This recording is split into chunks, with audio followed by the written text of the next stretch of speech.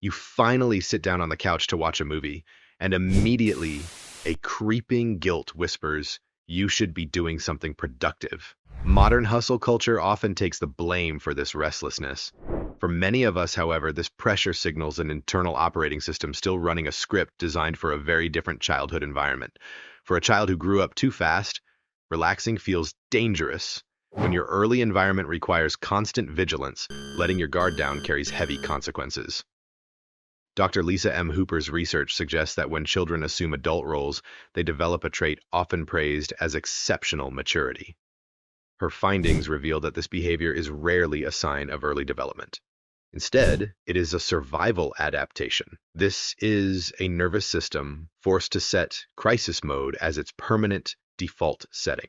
Maybe you were making dinner for siblings at age 9, or acting as an emotional translator during your parents' arguments. You learned to read the rune before you could read a chapter book. Psychologists call this parentification. You are not bad at resting. Your brain is simply executing a childhood survival program that has become incompatible with your adult reality. This shift happens when a child manages adult responsibilities without a safe, regulating adult to buffer the stress. This environment triggers toxic stress, which floods the developing brain with a constant surge of stress chemicals. Researchers at Harvard have shown that this chemical flood physically alters how the brain's emotional and decision-making centers develop. You develop brilliant coping mechanisms to survive this growth.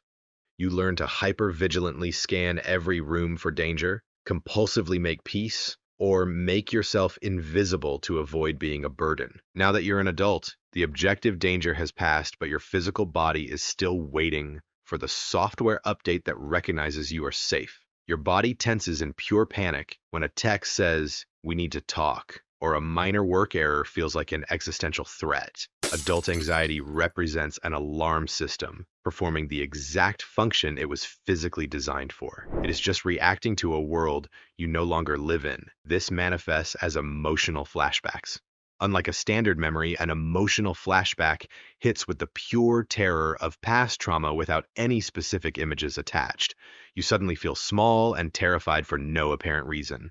Then there is the distinction between guilt and shame. A child's brain often translates the chaos of their environment into a heavy internal burden.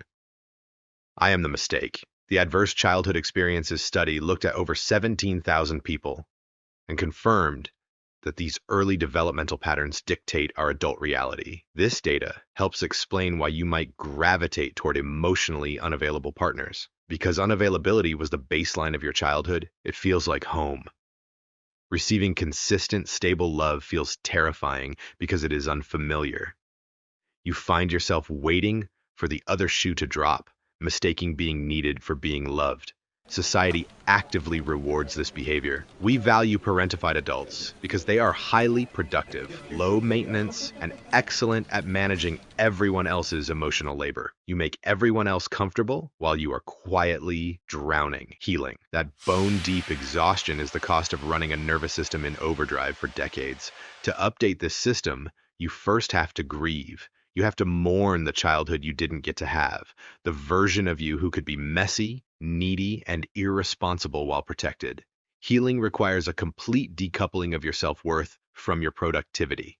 You are a human being, not a human doing. Simply existing is enough to justify your presence. The kid who held everything together did an incredible job.